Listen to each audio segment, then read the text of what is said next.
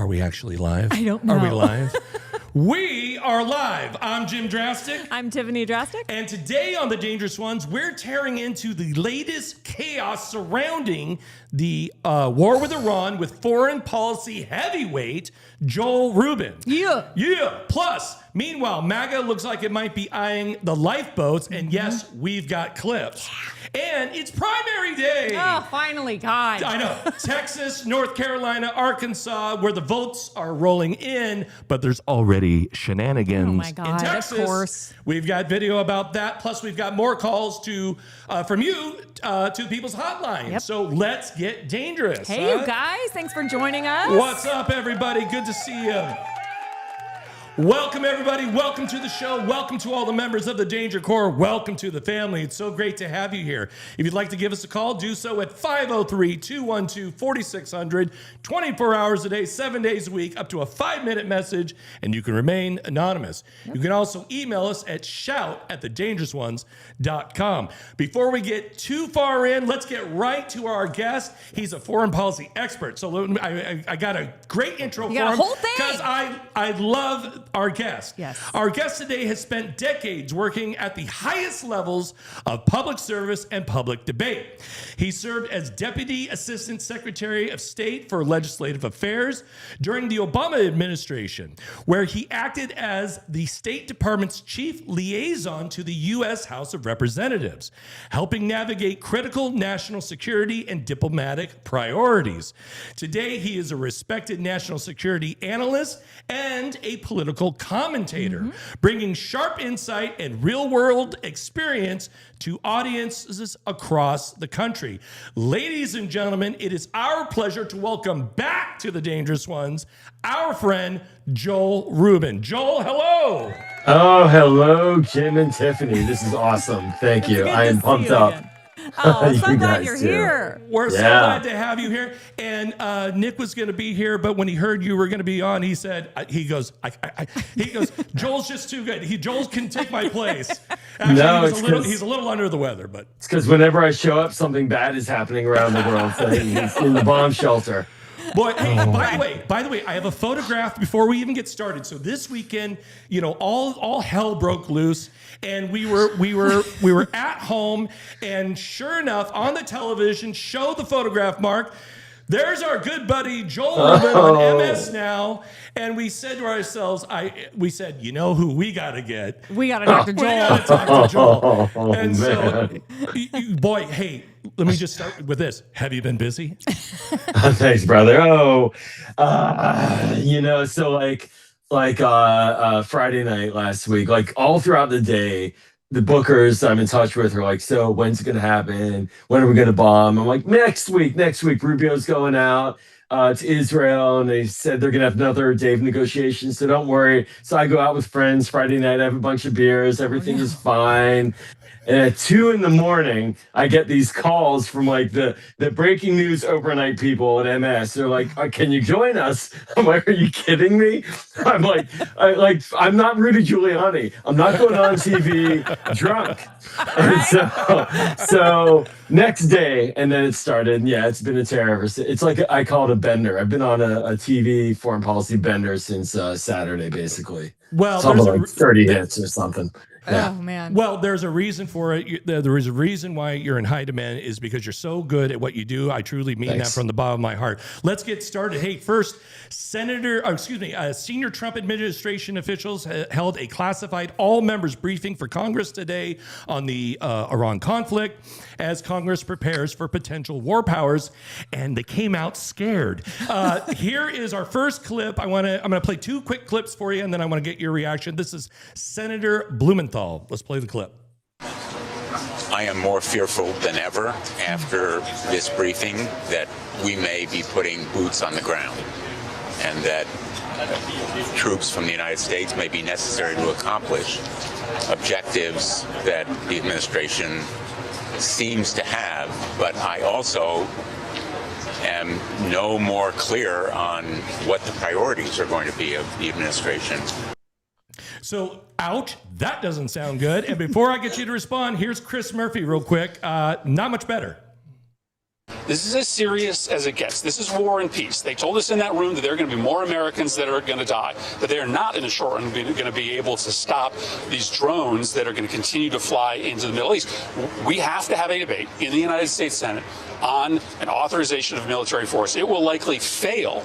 It will likely fail, and we shouldn't be voting to proceed to other pieces of legislation until we get a debate on this deeply unpopular, immoral, and illegal war with Iran.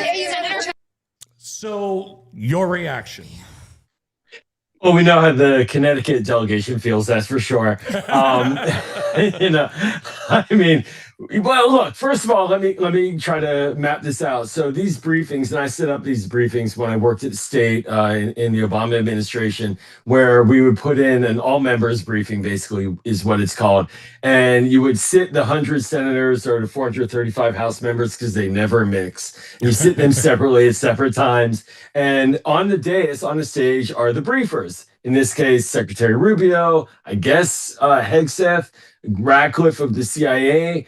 There may be one or two others. I don't think so. It's probably those three, the big three, and Rubio's dual hatted with National Security Advisor. So they sit on the dais and then they talk to the 100 senators in this case. And then the senators walk up like ducks in the line like a town hall, and then talk to the microphone, ask a question, and they sit down. So you don't get anything out of these briefings. These are performative classified briefings. The real briefings are in small rooms underneath the Capitol, underneath the Capitol, in SCIF's classified facilities with the professionals around. They talk about it. That's where the real stuff is going to come out. So right now, I look at it. I think when I hear what the senators are saying, I feel like this is bad.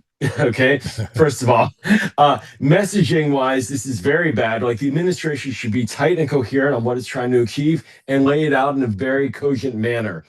I'm not so worried about all the details, because they don't get the details in those briefings. That comes in the smaller classified settings.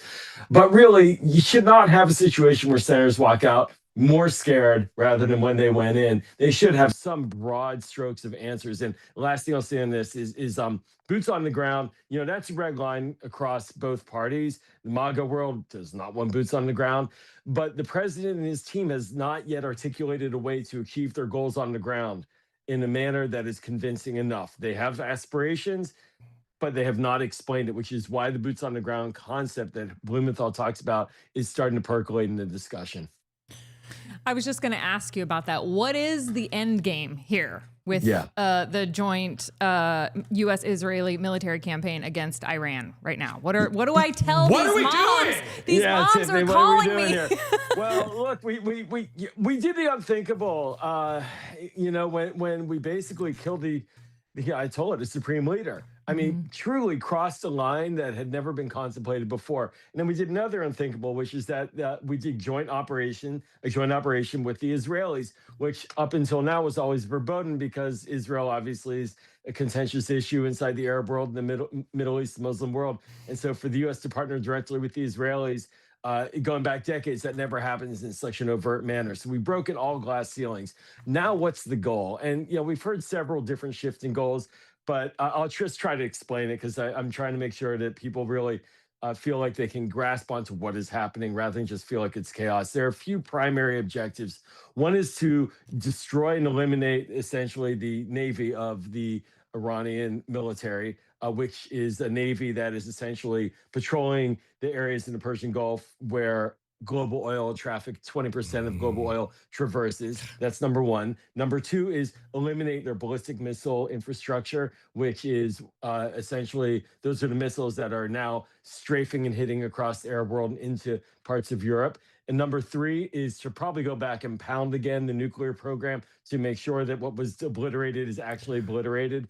And then number four, the big X factor, the one that I think is the most long-term critical, is the people and the governance and the political environment. And what do you do to help the Iranian people who were slaughtered by this regime in extraordinary numbers only a month ago?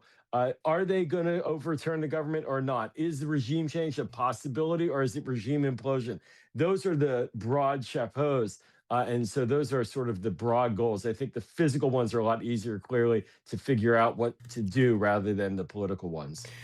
Well, Trump has suggested that the U.S. hasn't, quote unquote, start hitting them hard yet. Rubio said the hardest hits still may be coming. And future operations will be even more punishing. I actually have kind of like a weird question that I know you can't answer, but I'm curious what you think. Do you think he would ever like use tactical nuclear weapons, or like, what do you think? The big one? Yeah. No. Okay. No, because then you can't get the oil out of the country later on. Right, because Christ. Quite literally shooting yourself in the foot. Right. Get real here. Right. You know, self-interest. By the way, the oil reserves and the gas reserves are top 3 on the planet, both in Iran. It's a country of 92 million people. If anybody's engaged in the Iranian American, you'll know they are freaking cool, and they are really high level people, and so there's a lot there. No, I don't think the nuke is on the table, nor is it needed from an operational perspective, because we have air dominance right now. To be blunt, we're obviously seeing chaos and a lot of missiles going out and hitting people and hitting our consulates, but there is no way for the Iranians to shoot down any American or Israeli craft right now flying over and dropping ordnance. So pound, I was thinking, like you say, they can pound, so they pounded 20 feet down, they'll pound again, it'll go 40 feet down. Like, I don't know what Rubio means. I really don't. But it's a threat, and it is essentially it's a public message saying we're not going anywhere. That's what he's doing. Real quick, when you watched the footage over the weekend and in the last few days, I mean, I turned to Tiffany and I was like, I have never seen anything quite like this. I'm 50 years old and I've never seen anything like this. Yeah. Well, hey man, I'll take it. But you know, you see some of this stuff, and you know, some of it, and by the way, we have to filter through what was AI, what's not real, what is real. You know, we hear reports that, you know, they hit our aircraft carriers and stuff like this. I mean, you've been around foreign policy a long time. This is fucking freaky, man. Fucking freaky. Fog of war is always a big clusterfuck. And, you know, you go back to Vietnam, which is really the first sort of televised-ish kind of war, and that really turned the American public against the war. And Dan Rather and others were on the ground video footage. I know that nobody listening to me knows what the hell I'm talking about, but there was the war in Vietnam. Vietnam is a country in Asia. Sorry. The audience is smart. I know. I'm sorry. No, they know.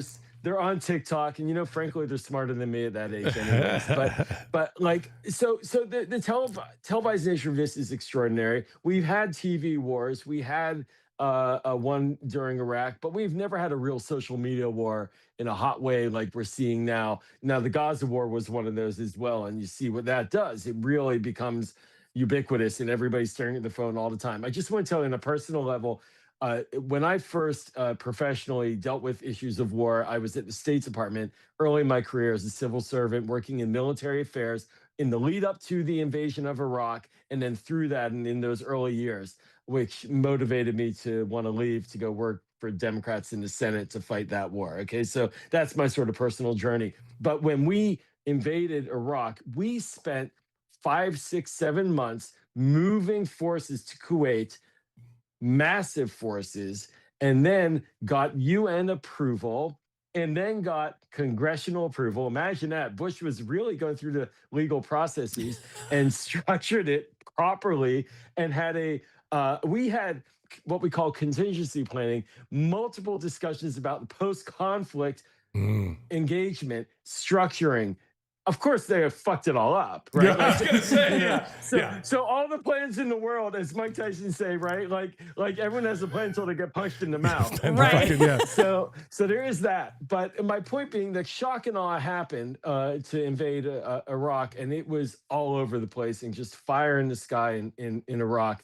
I think that it is horrible to see as a human, and we're just going to see a lot more of it. And we have to always take everything with a tiny bit of a grain of salt, because propaganda is all over the place. Verifying what happened is a very complicated thing. But yeah, it's going to shock the senses, this one, just because this is now the nature of social media warfare.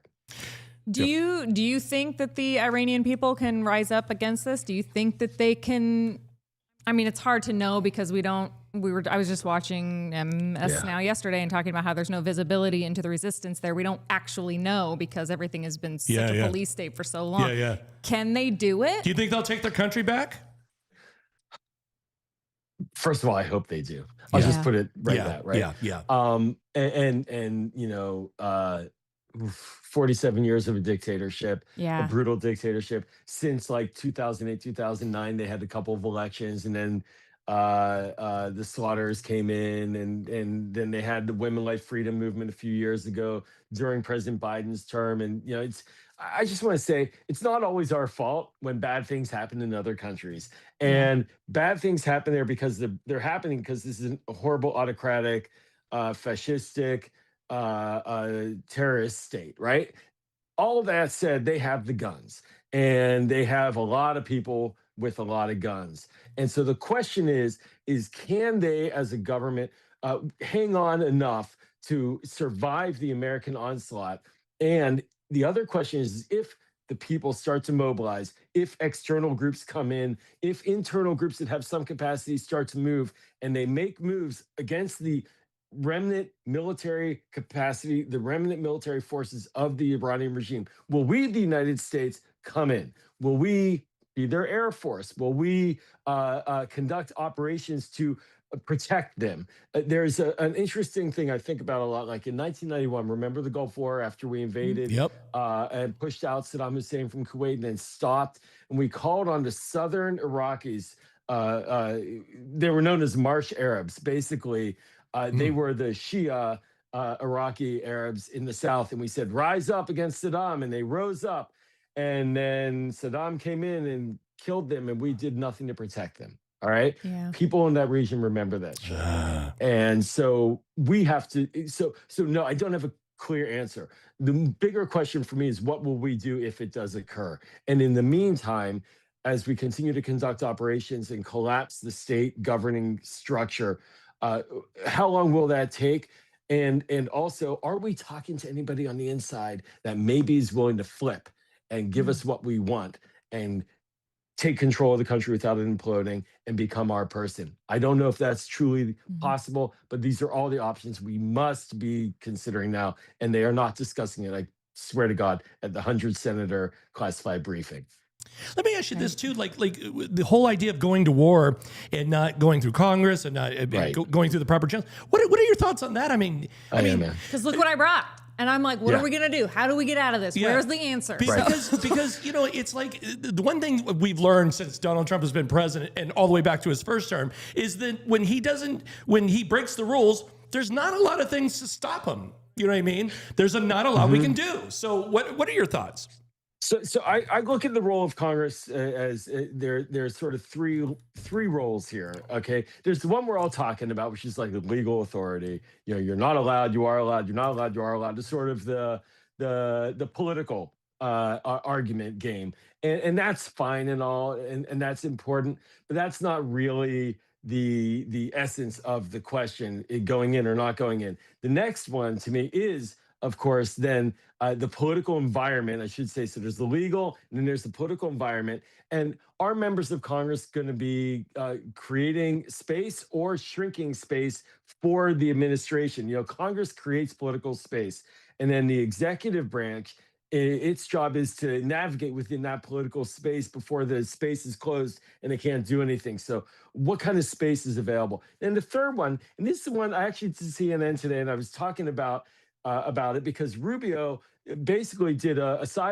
drive-by presser before doing the briefing where he was heading into the Capitol. In the Hart Building, there's like a little escalator, and I'm like watching it. I'm like, God damn it. And I walked those steps 1,000 times, and it was like I was getting like shocks to my system. And there's Rubio talking, and I'm thinking, I said to them, I'm like, Congress needs to do something about this that's constructive, that is asking the hard questions, that is starting to put parameters around the policy, that is demanding answers and sharpening the minds of the decision makers. That is where they can really play a role. So there's a lot of things Congress can do. I hope that we get through the war powers discussion this week.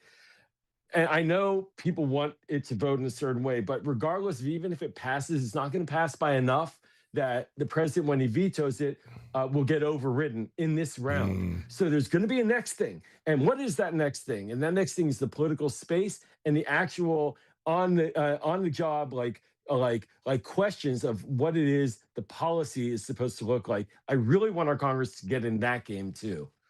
I love that. And so one last thing I wanted to ask you is a lot of our audience is extremely politically intelligent.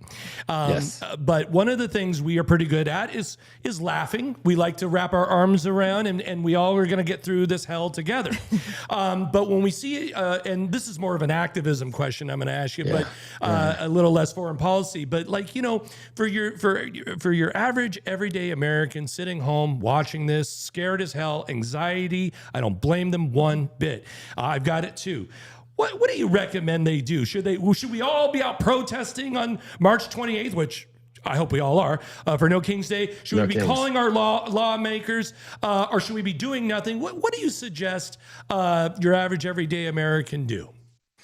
All right, so I'm going to sound like a real dork here, but I love foreign policy. I began my career as a Peace Corps volunteer, so I kind of went out to the field for a couple of years and served. And I really believe that what happens overseas matters to us here, and what we do here matters over there. And I felt it all the time living in a rural village, and then decisions made in the United States capital, Washington, D.C., actually impacted what me as a human being is doing in that rural village in the middle of Central America. It's crazy, right? So my first ask of the audience is, please do get engaged on foreign affairs and understand our role in the world. Think for yourself, what should that be like? But it matters. It impacts us. It doesn't just impact us on food prices and gas prices and issues of war and peace. It impacts us on our values and as human beings and what we want our world to look like and be like.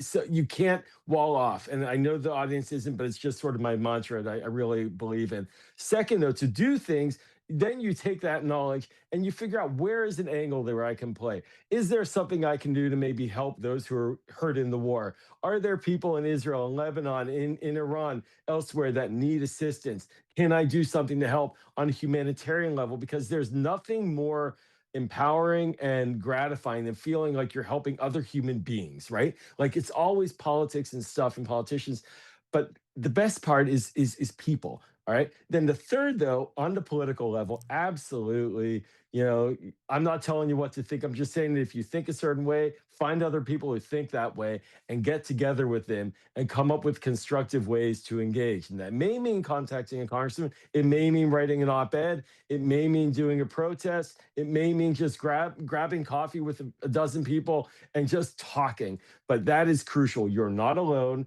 but you need to find the people that are your people in this difficult moment.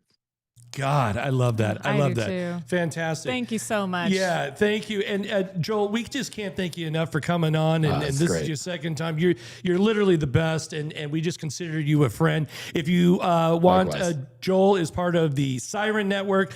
Check that out. A bunch of great people over there. And Joel, please come back anytime, especially if you're plugging something. Yes, please. And one more plug. And I have a Substack. Yes. Great Substack. Called the Briefing Book. So do sign up and subscribe. Go to Substack, subscribe to the Briefing Book. We'll put a link in the description. We just can't thank you enough. I know you're in high demand, and we just can't thank you enough for taking the time. Thank you, Jim. Thank you, Tiffany. You guys are great. Have a great Thanks, one. Joel. Thank you. Bye. Wow. Just a fantastic human being, extremely knowledgeable. And just salt of the earth and so authentic. And he will just cut right to the chase and tell you exactly what you need to think about everything and how you should proceed as if you're scared, or where to look, where to get the answers. I love that about him. I know. And he might, I hope he doesn't get embarrassed if I say this, but he's got this like way of speaking that just makes you go, he can tell you bad news. And he's still got kind of a smile on his face. I feel like I'll be okay. Whatever it is, I'll be okay. I'm going to be all right, Yeah. Well, I hope you guys enjoyed Joel Rubin. Please check out his Substack. He's a fantastic human being, but we've got a lot more coming. Let's get caught up. We've got a roll call. We've got a bunch of chats and a bunch of stuff. Oh, and I'm sorry, there was some chats for questions for Joel. I'm so sorry we didn't get to those, but maybe we can send those to him. Yes, absolutely. But let's go ahead. Okay, so our roll call is Venezuela, the UK, Canada, Washington, North Carolina, Oklahoma, Georgia, Alabama,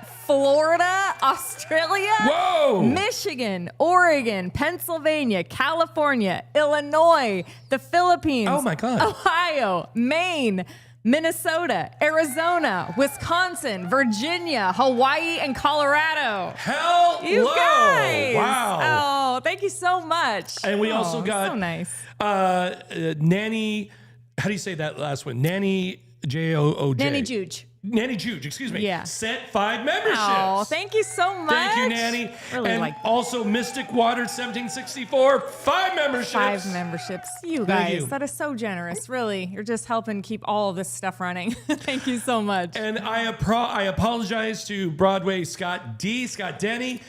Joel, isn't this all going to solidify Iranians' hatred for the U.S.? I mean, anyone under 40 there has grown up hating the U.S. Now, this just confirms their animosity. And I bet you I can answer that now. And I think we already know the answer. Mm-hmm. There's no way you can wake up. First of all the folks in Iraq, there's no way you can grow up. Now we're 26 years out of that war. You know, let's say you were even 5 to 10 years old when that started. Mm-hmm. How can you not have some hatred? You know, just stuff like this just radicalizes a lot of the population. So obviously, yeah, right? You know, it's hard to say. It's hard to say. But also, like, if you have lived in Gaza over the last 10 years, wouldn't you say you've got a special way of looking at the rest of the world, especially some of your neighbors? And listen, I'm not for or against anything. I'm just saying I can totally understand why some of those people are like, my entire country is flattened. Yeah. You know what I mean? And Joel did say, he goes, a lot of bad stuff happens and it's not necessarily our responsibility. No, and that's true. That's true. That is not, I completely agree with that. Let's get caught up on a few more. Al Gregory, 6597, said gas went up 2.8 or 280 from yesterday to 330 today at the station where I fuel up. Oh my God, here it comes. We were driving by the gas station today and we forgot to look at the thing, but we'll check again tomorrow. It was 465. Yep. And then also Broadway Scott D. Lindsey Graham has had an erection for the last 5 days. You're so funny. It's so true.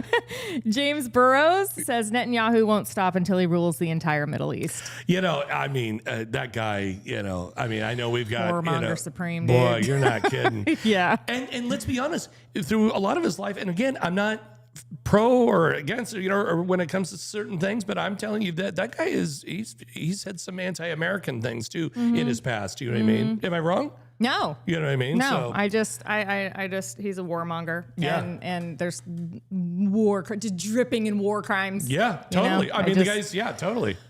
I'm just, I love making memes. kind of over it.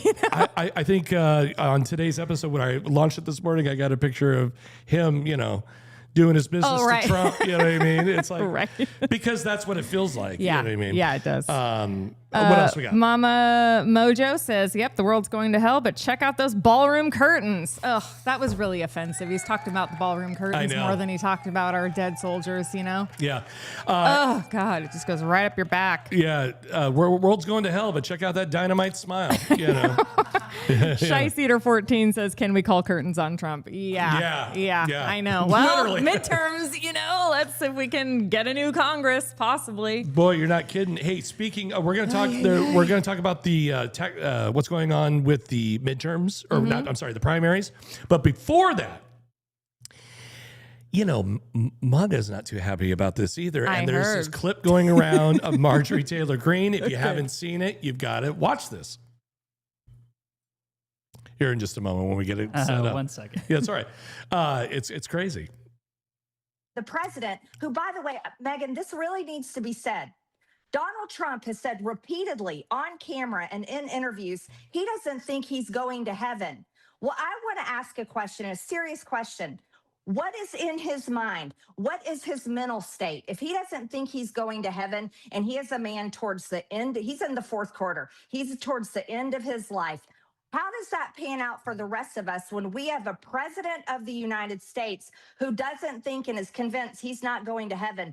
What does that mean his decision making is? He already said to the New York Post today that he doesn't care about the polling. He doesn't care about what the American people think, and he may put troops on the ground. He took this is going to be a few-day war, to now it's going to be maybe 4 weeks or more. I want to say, what is happening to the man that I supported, you supported, the man that denounced what happened in Iraq, the man that said no more foreign wars, no more regime change, promised it on the campaign. J.D. Vance promised it. Tulsi Gabbard promised it. All of them promised it. And we're a year in, and we're in another fucking war, and we've got American troops being killed. I think it's time for America to rip the Band-Aid off, and we need to have a serious conversation about what the fuck is happening to this country, and who in the hell are these decisions being made for, and who is making these decisions. So now she wants to know. Now you want to know what the hell is going on? What the fuck is going on with our country? It's so odd to like, you quasi agree with her. I mean, obviously, yeah, we should be ripping the Band-Aid off. First of all, the Band-Aid was never on us. But, you held the door open for this motherfucker. About? What are you talking about? He's here because you brought him here. You dingy dotard. Get your fucking ends trimmed before you show up here talking about what the fuck happened. But what does that tell you? I mean, here was a hardcore MAGA, and now they're clutching their pearls. And now they're clutching your pearls. And I swear to God, I'm like, what the fuck did you think was going to happen? Right. You know what I mean? I know all of the Danger Corps, when they just watched that clip, thought the same thing. What the fuck did you think was going to happen? And all that shit you talked and all that disruption you made to sit there, and you were following people around in DC and just bullying them and taunting them because you're a fucking little pick-me weirdo. And now you're wondering why your little pick-me weirdo leader is acting like a pick-me weirdo. Yeah. Well, I remember during the campaign when Trump was running against Kamala, there maybe about October, right before November, the MAGA machine put out a rumor that Joe Biden was going to send your kids to war. Right. Remember that? Yes. And it was successful because we know some kids who changed their minds. And it was like, I'm like that is so crazy, not true. But it worked, and they got all of these Gen Zs to believe that Joe Biden was going to send them to war. Yeah, and then and I knew that wasn't true, and I knew that it was the opposite. And I'm just like, sometimes, I mean, Danger Corps, do you guys ever just go like? I don't mean to ever insult people's intelligence, but how stupidly led are some people? I just think when you're in a cult... How easy-minded are you? Yeah, and when you're in a cult, they've been seeding this ground in American culture since the 80s with all their Rush Limbaugh bullshit and Ronald Reagan's trickle-downonomics, right? Republicans they've been seeding us as Gen X, our kids, millennials, Gen Zs now, and alphas are next, and it's just this misogynistic, toxic, patriarchal bullshit that now all the sons that are of military age are going, oh my God. I know. Oh no. So when you've been believing all their bullshit this entire time, it's sort of like what Joel said about Iran. It's like they've believed this for 47 years. This is just how shit works. Yeah. And now that it's glaring you right in the face of what that's actually going to mean for your sons and your daughters, it's shocking, especially when you didn't, nobody likes to admit they got conned. Yeah. It's really hard to rub that sleep out of your eyes. It's really hard to admit, like, fuck. God damn it. Fuck. It's the worst MLM Herbalife scam Amway of all time. Yeah, right. Hey, Arizona Mike 100 said both Melania Juniors. I think he's talking about Megyn Kelly and Marjorie Taylor Greene. Oh yeah, totally. I love that. Okay, well listen, let's move forward. I thought that was kind of an interesting clip going around because it shows even MAGA's like jumping ship. Even they're sick of his shit, But hey, today is primary election day in Texas. Woo! Where voters are heading to the polls to choose nominees for key federal, statewide, and legislative races. Are the polls closed? What is it? 7? Yeah. yeah. It's probably closed over Okay. there now, or close to it. Don't anybody tell me any bad news right now. They're also it's primary day in North Carolina and Arkansas. But I wanted to play you this clip. We were eating breakfast this morning, Tiff and I, and we had M Snow on, and we were watching. I think it was Katie Tur or something, and this clip happened. Go ahead and get that one ready, Mark. There's already some voter suppression going on. They told me I was at the wrong place and where I live is far away, and I just wanted to vote here and get back to work, and she told me she wouldn't let me. I was hoping she'll just let me go in. She said I'm at the wrong place. I can't vote here. I've always voted here, say, 8 years in a row now. I've come to this location, but now they're telling me that I need to go to another location to vote. Did they explain why? No, they didn't explain why. And then when I went online yesterday, because I knew they were going to try to do this, I went yesterday online to register and everything like that to find out where my poll is, and it got me nowhere. Very early this morning, we talked to the election judge on the Democratic side, and he said that more people had been turned away from this polling place than had actually voted. Oh my It was God. very frustrating for these voters showing up, wanting to vote, and being told that they had to go to another precinct. Well, I talked to the election department for the county here where I am in Dallas, and they said that since 2019, people here have been able to vote at any polling place, at any voter place in the county, and it was that way for early voting. But today, people had to go vote to their designated precinct. Why?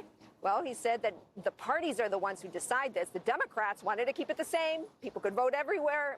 People could decide where to vote. The Republicans wanted to make sure that people voted in their particular precinct. So they pointed the finger at Republicans. I asked the county Republicans for comment, and I have not heard. Wow. I just want to ask Republicans, like, are you guys happy? Yeah. Are you happy with what you've accomplished now? You're getting in the way of people voting. You're disenfranchising people from even showing up. You guys have ripped away millions in subsidies for people, for their health care, for their food stamp programs. You guys have made it unrecognizable to live here. Are you happy? Are you better off than you were 4 years ago? 8, 16, trace it all the way back to Reagan. I don't give a fuck. It's just such a, Joe said all those years ago, this was a battle for the soul of the nation. Yeah. It's really feeling like that. I know.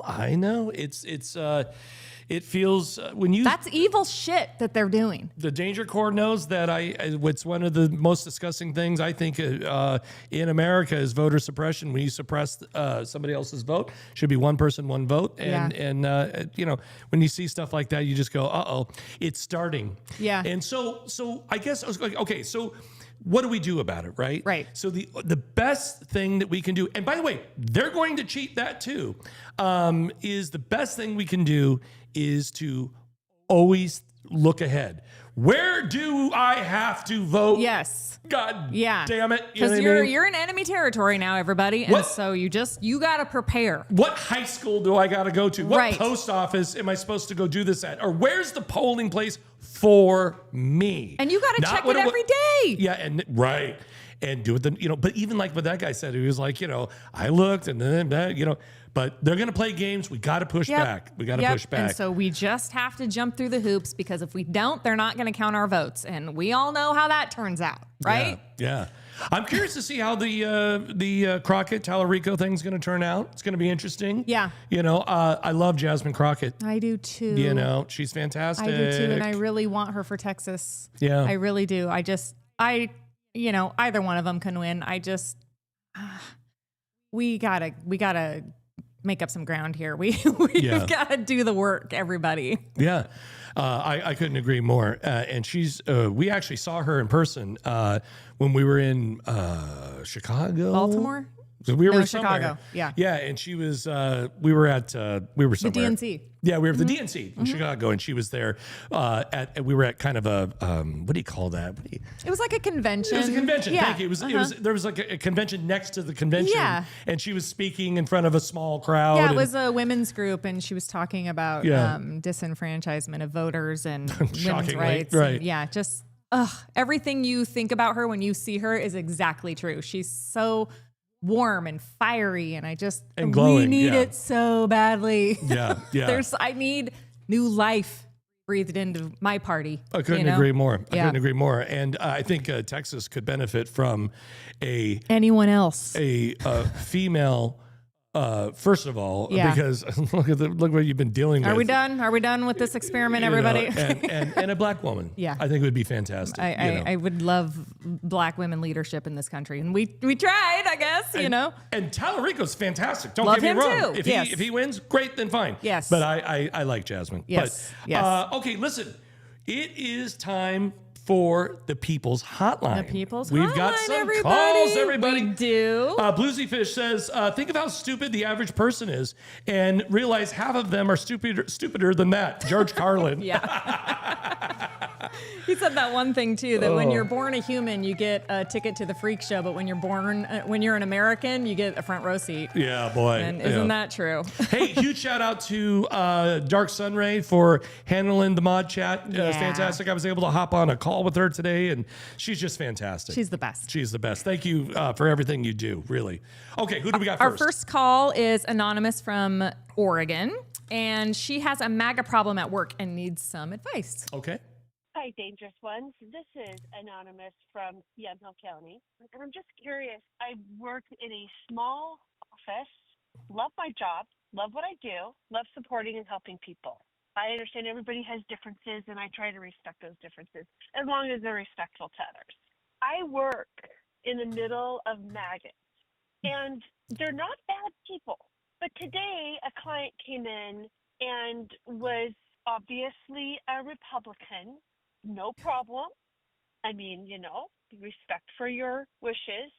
But then proceeded to talk about the Dems are ruining the country. Oregon is horrible. It's becoming California, which I'm thinking internally, great, because California has one of the best GDPs.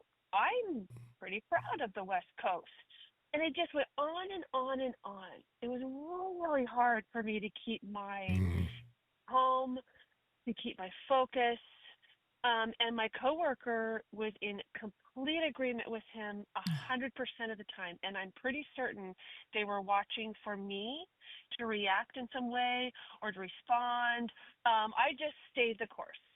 Do I stay in this job?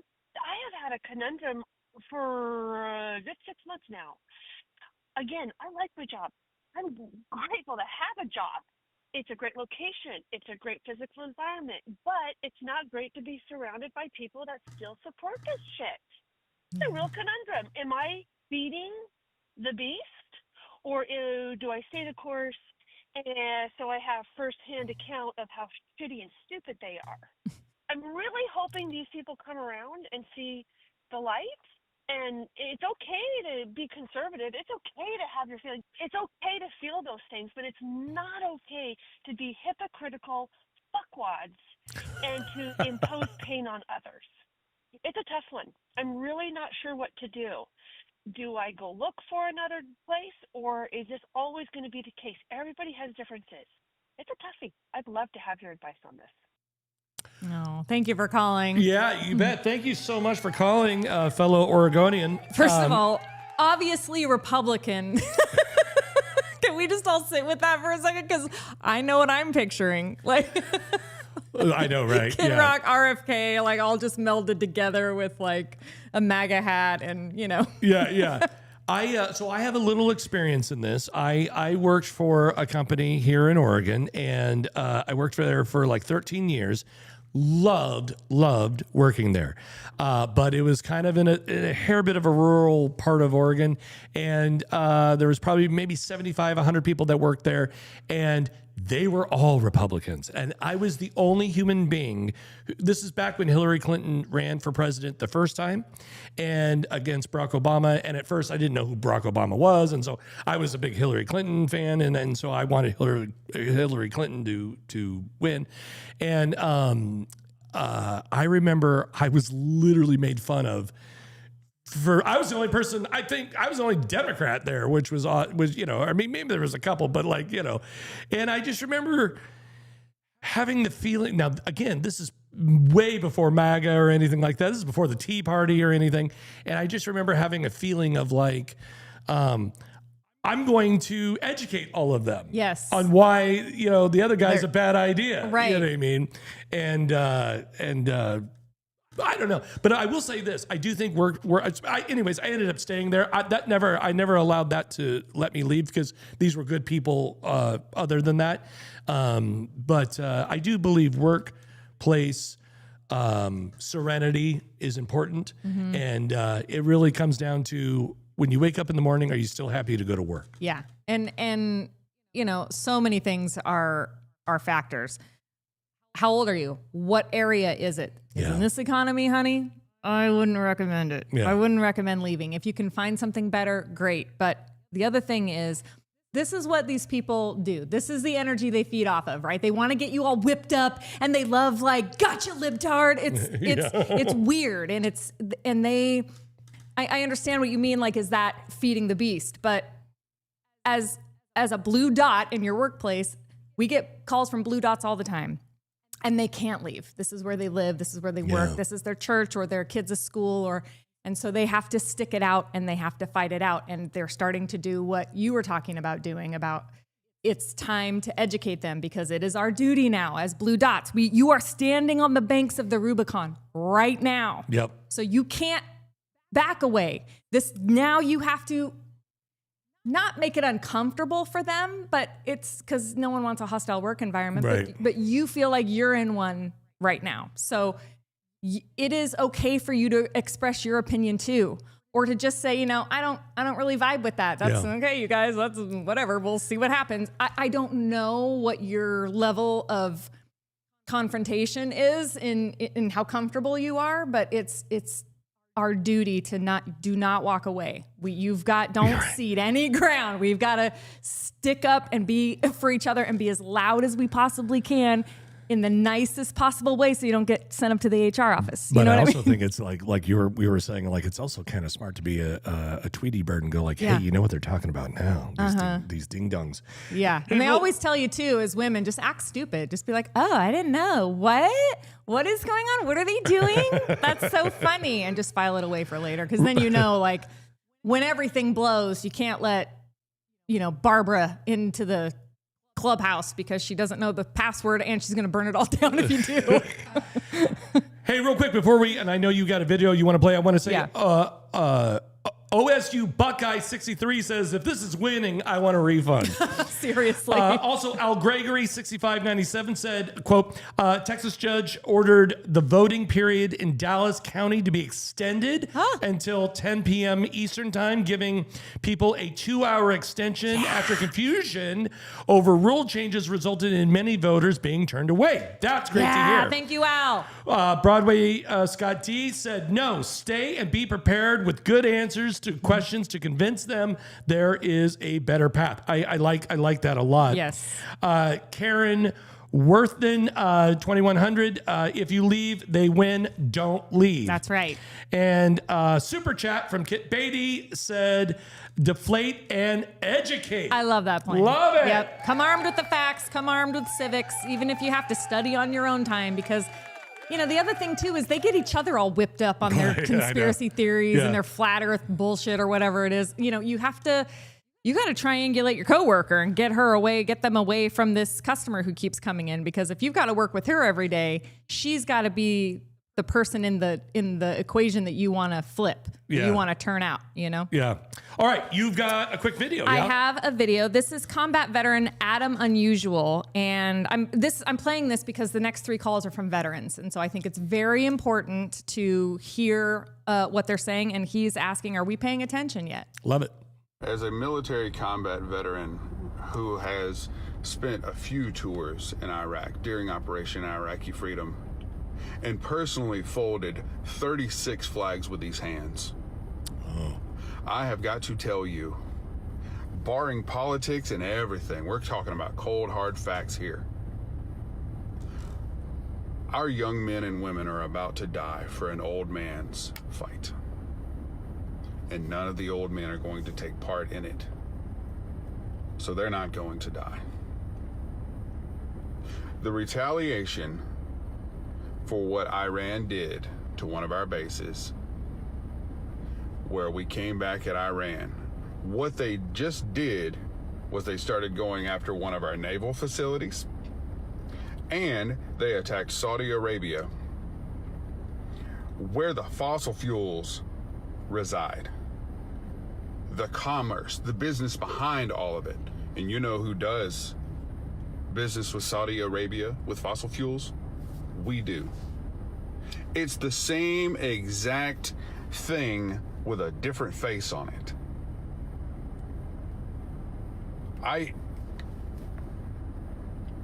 Hear me. This is not about proving who's the bigger bully on the playground anymore. These hands folded 36 flags in 4 months.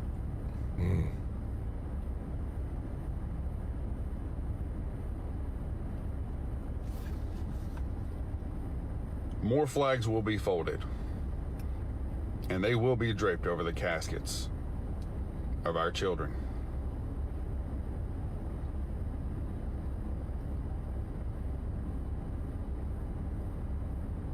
Do y'all understand the gravity of this situation?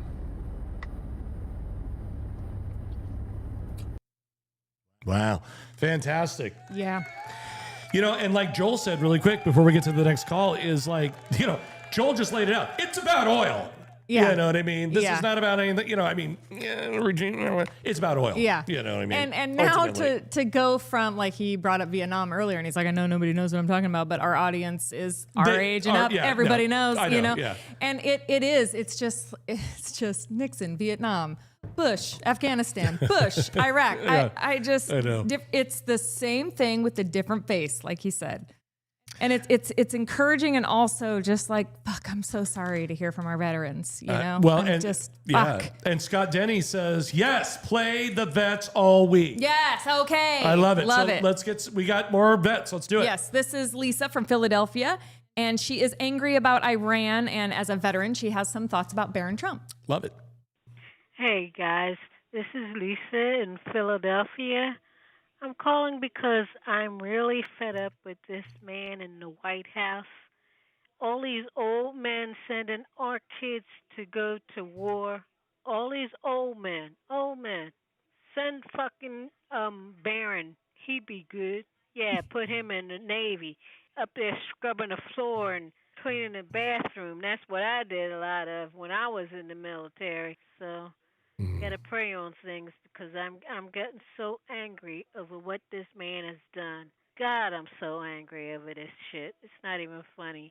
This is Lisa in Philadelphia. You guys take care. I'll say some prayers for all of us. Oh, Lisa. Thank you, Lisa. Lisa from Philadelphia, we're sending you love, and thank you for your service. Yeah. You know. And it's true. It's like, then send the rich kids' sons. You go figure it out. Yeah. You took our dads and now you want our sons? I don't fucking think so. Yeah. That's not happening. Yeah. Remember, draftbaron.com. Yeah. Dog be with Barron, right? Yeah, right. What we got next? This is Sailor Mike, and he is a veteran who has some thoughts on Kim Jong-un right now. Hello, Dangerous Ones. This is Sailor Mike. I love you guys' show. I'm a Persian Gulf veteran, Desert Storm, and I just had something to say about the little thing that's going on over in Iran right now, and Donald Jehoshaphat Trump. Here's the deal. As far as the importance of diminishing nuclear enrichment programs, I guess we'll find out when Kim Jong-un starts lobbing his missiles over to the Pacific coast, since we've left our Pacific flank completely exposed, sending all of our assets over to the Indian Ocean and trying to shorten down a non-existent threat. Kim Jong-un is probably having a dance party right now saying, hey, man, I got free range in the kitty box. Anyway, that's my take for right now. I'll probably have more to say a little bit later. Love you guys' work. Watch the show all the time, and y'all take care and carry on. Keep it real. Sailor Mike. Thank you, Mike. Thank you for your service. Thank you so much.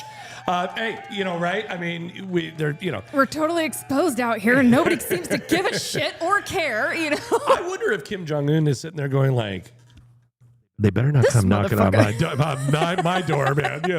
I know. But see, the thing is we know that he actually may be close to a nuke, if not already have one. So we're not looking to go bang on his door. Yeah, I'm just, our parents when they were in school, they had like hide under your desk drills for the nuclear bomb, right? Yeah. They were scared as children. We had, the Cold War, the Russians are coming. Yeah, and now they're trying to convince millennials and Gen Z that everyone's got nuclear. Okay, how about you don't scare everybody into this constant, I know that's their goal. They want us constantly sick. They want us tired. They want us scared because that's how you control the populaces. Right. They don't like us when we're fed and smart. Right. So I understand, but aren't you tired? Isn't everyone tired of this shit, of being scared by these men? Boy, you are not kidding. I'm tired of it. I'm tired too. of it. We got to start electing decent, good people. Yes. But unfortunately, as you and I both know, money is so deeply embedded into politics. It's so hard anymore. That's really the problem. Compassionate Patriot says, no kings, March 28th, 2026. We, the people, must stand up against fascist takeover. Yes, and we will be there. Absolutely. Al Gregory, 65.97, $5. Any excuse me. I hate when I get in the middle of saying something and then I'm like, Blew away. No, I got it right here. Oh, okay. I was going to say, see, here we go. I do this all the time. Where's my thing? There it is. I don't know if you can see that on the screen. Yeah, gym math. I'm thinking $5 donation to help us grow. And he says, according to the Huffington Post, U.S. military commanders are reportedly telling troops the Iran war is all part of God's divine plan. I told you, it's feeling biblical out there. Even they believe it. Oh, God. So is it? Are we really? I can't even believe, if you knew me in real life, you'd be like, are you okay? Because I don't really talk about spirituality in public, but I've quoted the Bible on this show. We've talked about we talk about God all the time. Yeah. It's starting to feel a little revelationary, Yeah. a little biblical, a little. Is this it? Is this the big one? I know. Okay, we got one more. So this is anonymous from Ohio. He is an 80-year-old veteran, and he thinks this entire administration is evil. Okay. Hello there. Calling in from Ohio. I'm an almost 81-year-old veteran. I've got 2 honorable discharges, and this is not the country that I went into the service for. Basically, I called to say, I've never believed that much in superstition and things like, witches and warlocks.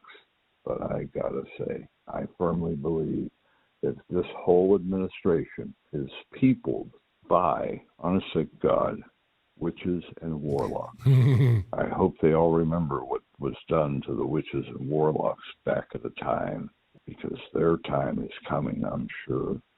They're either going to be judged in this life or the next, and they ain't going to like the results. You guys, I feel, are really, really wonderful people. Oh. I would be honored to know you personally. I think you're just really terrific, and your program is just fantastic. God bless you. Well, thank you so much. Anonymous from Ohio. Yeah.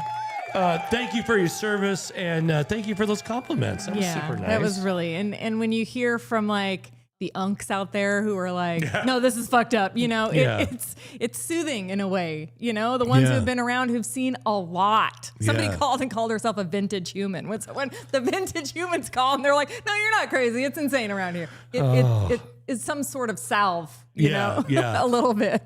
Wow, those are great calls. Yeah, we can't thank you enough. Nick will probably, we'll find out. I think Nick will hopefully be back tomorrow. Yes. Also, Lisa from Philadelphia. I didn't say it, but thank you for your service. Right, and we'll just keep trudging through. We're gonna get through this together. As we always say, we're gonna have. I promise you, we've just been a little shorthanded lately, but we've got more exclusive content for the channel members, and I'm going to make a plea. become a channel member. Help us grow this channel if you can.